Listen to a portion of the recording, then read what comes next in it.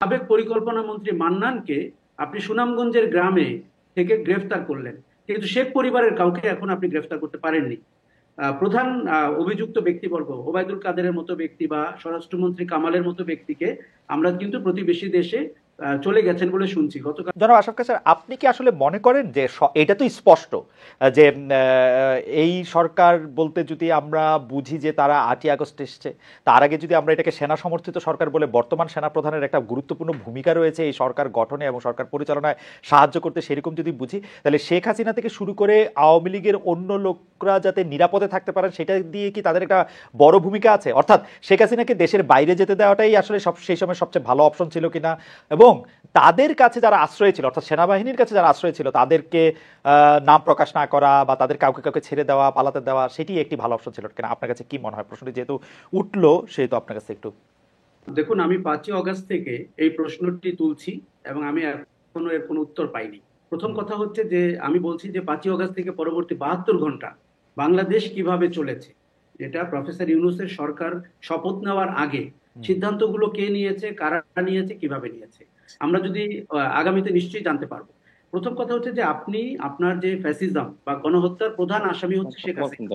এখন শেখ হাসিনা কি করে দেশ ছেড়ে গেলেন, এই প্রশ্নের উত্তর সেনাপ্রধান ওয়াকারুজ্জামানকে কিন্তু কোনো এক সময় পরিষ্কার করে বলতে হবে। উনি কি নিজেই সিদ্ধান্ত নিলেন, নাকি এটা কোনো সমঝোতার ভিত্তিতে? এই সমঝোতায় কি অন্য কোনো পক্ষ ছিল? এই প্রশ্নগুলো আমরা জানতে চাই।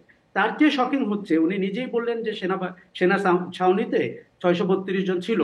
পরে আমরা একজনকে খুঁজে পাইনি, হয়তো 6-7 জনকে বাইরে ধরা হয়েছে, কিন্তু তাদের একটি তালিকা আমাদের দরকার।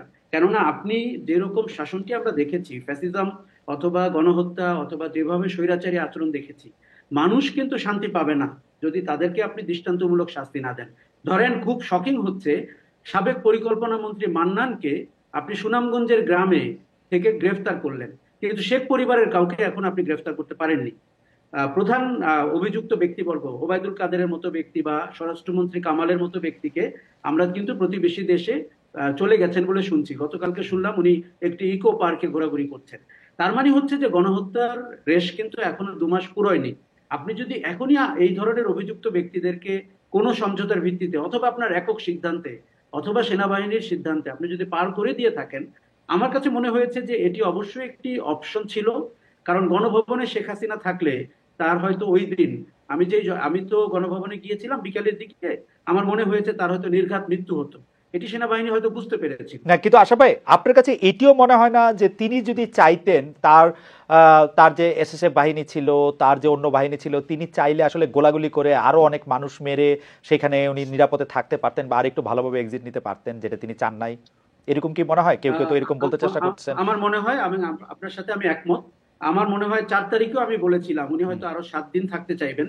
কারণ আমরা শেখ হাসিনাকে যেভাবে চিনি, যতটা অ্যাডামেন্ট মনে হয়, উনি হয়তো, যেহেতু তার বাহিনী রয়েছে, প্রহরীরা রয়েছে, গোলা বারুদ রয়েছে, আমার মনে হয়েছিল উনি প্রথম কথা গণ অভ্যুত্থান হয়ে যাক বা ক্ষমতাচ্যুত উনি হয়ে যান, আমি কখনোই ভাবিনি উনি দেশ ছেড়ে পালাবেন।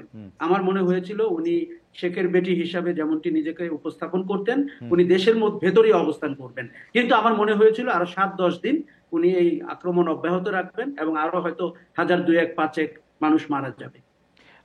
যে আমার মনে হয় যে জনাব আশরাফ স্যার, এখানে আসলে সেনা প্রধানের বা সেনাবাহিনীর আমাদের সৈনিকদের একটু প্রশংসা করতে হয়। তারা হয়তো রাজি হন নাই এই জিনিসগুলি করতে, যেহেতু তাদের আমি আপনাকে পরিষ্কার বলি, আমার যতটুকু তথ্য রয়েছে এটা সৈনিকদের ভূমিকা। কারণ দেখুন, আপনার মাঠে কিন্তু সৈনিকরা ছিল, তারা দেখেছে তারা কাকে গুলি করছে।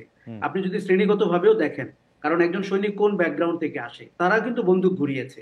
আমি জেনারেলদের সম্পর্কে কিন্তু আমি খুব উচ্চ মুখ হতে পারছি না, কেননা আমরা 15 বছরে জেনারেলদের সহযোগিতা দেখেছি, পদ পদবি দেখেছি, লোভ লালসা দেখেছি, তাদের বেনিফিশিয়ারি হওয়ার অবস্থা দেখেছি।